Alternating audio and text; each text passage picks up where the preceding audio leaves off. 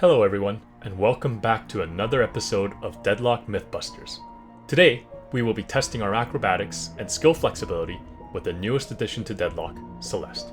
So let's get right into it. You can use the zipline to outrun Shining Wonder, which is her ultimate. Starting off with a fun one, you can see that with no items and just bare bones, the ultimate ball actually follows you and catches up to you. In the second clip, when I use the speed boost, the ball actually detaches from you and cannot actually catch up to you as long as you have zipline left to go on. In this clip with the movement buff, it's the same story as the speed boost, the ball cannot catch up to you. Having a maxed out trophy stack in Juggernaut does not seem to be enough speed to be able to outrun the ball.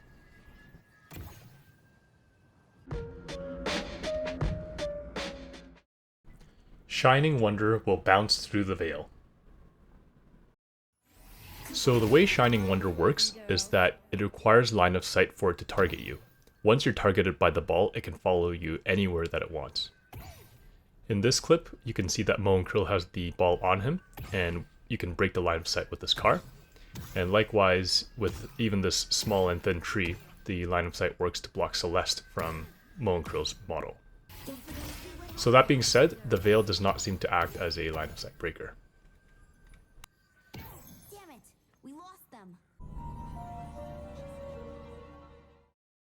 You can stop Shining Wonder from bouncing with items.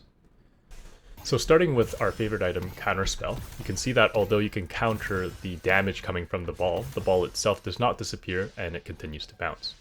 Spell Remover doesn't work to remove the ball either because it's not really a debuff, and even using Unstoppable doesn't prevent it from further bouncing.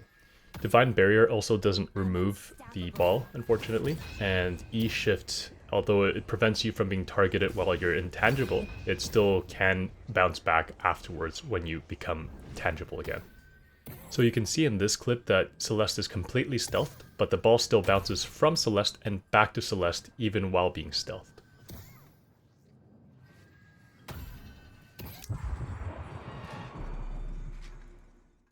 You can stop Shining Wonder from bouncing with abilities. So I've done some extensive testing with all the characters and their abilities. I'll have a reference sheet at the end of this section, and I've come up with predictable interactions. So if you're intangible, things like Calico's ultimate, Quantum Entanglement, or Stone Form, the ball will not target you for the duration of the intangibility. If you are targeted by the ball, say at the end of that intangibility frame, you cannot stop the ball from coming to you, only prevent the damage that it does to you. And even if you do prevent that damage, the ball will be lashed onto you, so you will carry it to your allies if you decide to move elsewhere. So for anything that's not a predictable interaction, I've actually slowed down the video to discuss a little bit more. And also just a word of advice, if you're playing as Ivy, do not pick up your ally with the orb on them. The first unpredictable interaction is with Doorman's Doorway. The ball cannot follow you through the door, and it will just travel back and forth to your position in the map. Also with Doorman's ultimate, even if you decide to send an enemy to the back rooms, the ball will actually follow you all the way and hit you, and then come back and start hitting other people. So the second unpredictable interaction is with Kelvin's Dome. So the dome cuts off line of sight, preventing targeting once the ball is either on the inside or outside of the dome. But you'll notice that, at least in this build and from this testing, Celeste can throw her ultimate through Kelvin's Dome as if it doesn't even exist. Another unpredictable interaction is with Viscus's cube. So the cube actually takes the ball and traps it inside the cube, preventing it from bouncing if the ball is targeted towards you while you're in the cube, or if you put a cube on yourself while the ball is on you. But as you can see, if the ball starts bouncing and then you cube, it becomes very difficult for you to cube the ball. Likewise, you can cube your ally with the ball on them to prevent the bouncing. And if you have 15% ability duration, that should theoretically be long enough to dissipate the ball. Finally, we have Rem. Rem, when he tags along to an ally with the ball, will not take damage and actually last long enough within the ally to prevent the ball from bouncing. But if the ball is on Rem and Rem decides to jump onto an ally, that ally will take damage and the ball will be transferred. So having gone through all of that, here is the reference sheet for all the heroes I've tested, and here are all the abilities.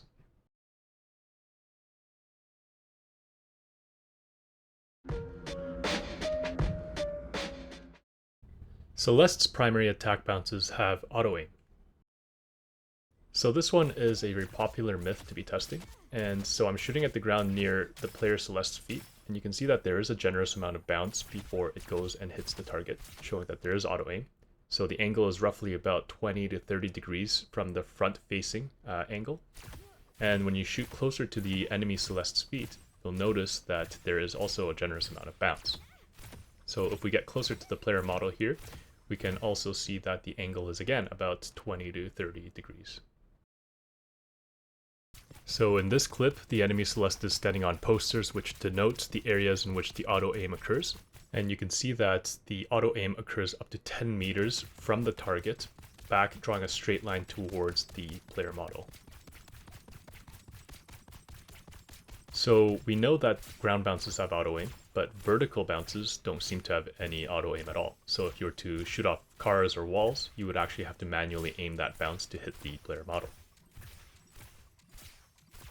However, the bounces can actually occur off of other player models and hit the players behind them, as long as they're within that 30-degree angle from each other.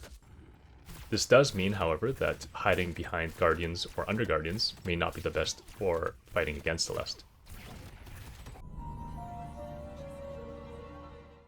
Celeste's primary attack bounces can headshot.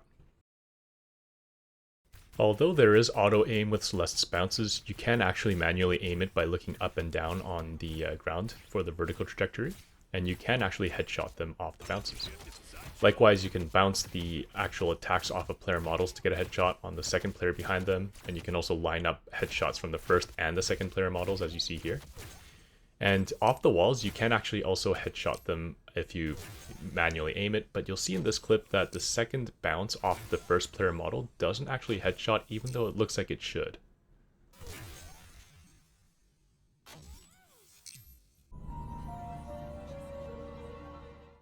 Oh, and in case you're wondering, yes, the bounces do proc bullet on hits.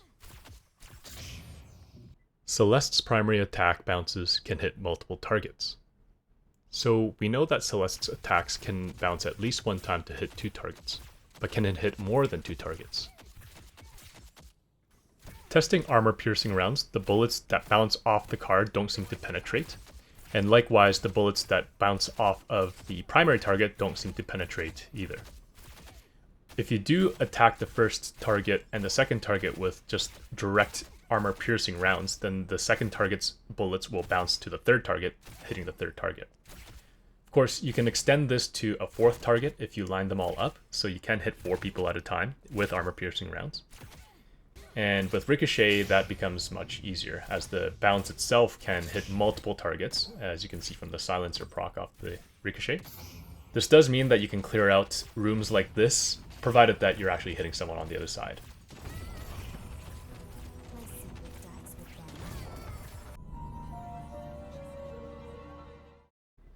Bounces of Express Shot can hit multiple targets or one target multiple times.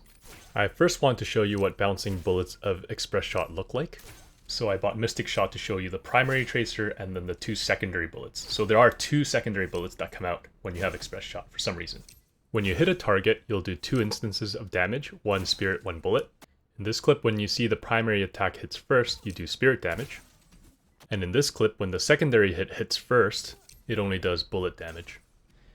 Now, these rules start to bend a little bit, as you can see in this clip. Only the second hit is hitting, but it seems to be doing spirit damage. And sometimes when you shoot them in a certain way, you'll notice that the bullet hits the character but deals no damage. So the next few clips, you'll see examples of that, and you'll also sometimes see the 3 tracers, or 2 additional tracers on top of the primary. Something interesting in this clip is that the first shot clearly misses, and the second shot hits, but it's still doing the full 2 instances of damage. And again, in this clip, both shots are hitting the target, but it's only doing 1 instance of damage. You can hit and bounce the shots off of player models, and both the player and the secondary player will take full damage. And despite all these inconsistencies, when the bullets spread out from the Express Shot, it does seem to be doing individual damage. Bullet velocity increases the travel distance of primary fire bounces. With no items, bouncing primary fire off the wall, you can see that it's about halfway the distance to the wall. With bullet velocity, that bullet goes right at Celeste's feet. And then with express shot, the primary bullet goes beyond Celeste's feet, but the bounces seem to be a little bit closer to Celeste. So no items, high velocity rounds, express shot bounces, and that's where the actual express shot primary fire lands.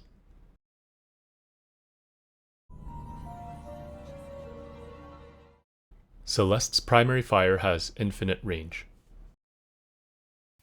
I'm trying to attack another character on the opposite side of the bridge buff here, and you can see that the bullets don't quite travel that far. With bullet velocity, even though the angle seems a little bit better, the bullet actually dissipates before it hits the target. Now with sharpshooter, because it provides that extra 20% attack fall off range, you can actually hit the target. To test this, I'm at one end of the map shooting at this part of the bridge with no items, and when you follow the bullets, they disappear just before clearing this big building here. And with sharpshooter, they end up going past that building to the midway point of the map, so although there's no fall off damage, the bullets don't last forever. Celeste's first ability, Light Eater, is affected by monster rounds. In this first test, you can see that the trooper takes 25 spirit damage per hit, and with monster rounds that number does not change. Same with the base guardian here. They take 10 spirit damage per hit, still about 10 damage with monster rounds, and even with cultist sacrifice, they take 10 spirit damage per hit. The damage on Celeste's second ability can be increased by stacking shields. To start, we see that with the shield that is broken by itself, it deals 189 damage. And even when you stack Divine Barrier on top of the shield expires first and deals the same 189 damage.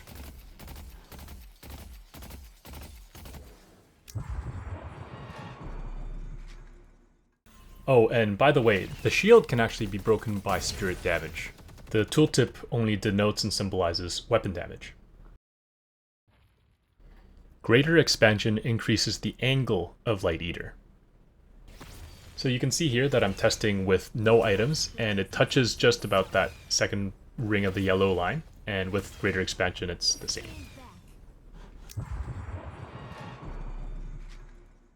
Lightning Scroll can apply multiple times on Shining Wonder. The Lightning Scroll does proc on each bounce of the ultimate and the ball hit, but it doesn't proc multiple times. If you do buy Refresher as an item though, each ball is a separate entity, and therefore each player that's hit by the ball can be lightning struck twice.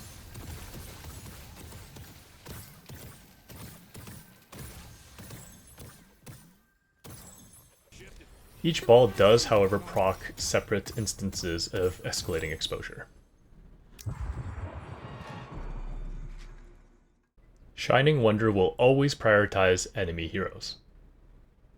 So Shining Wonder can bounce off of NPCs as we've seen earlier in the clip. So you can see that even with the Dazzling Trick at max levels, the ball prefers to bounce towards the enemies, and same with in this case, it'll always bounce towards the enemy hero before it bounces to an NPC. Fun fact though is that it cannot be used on base guardians.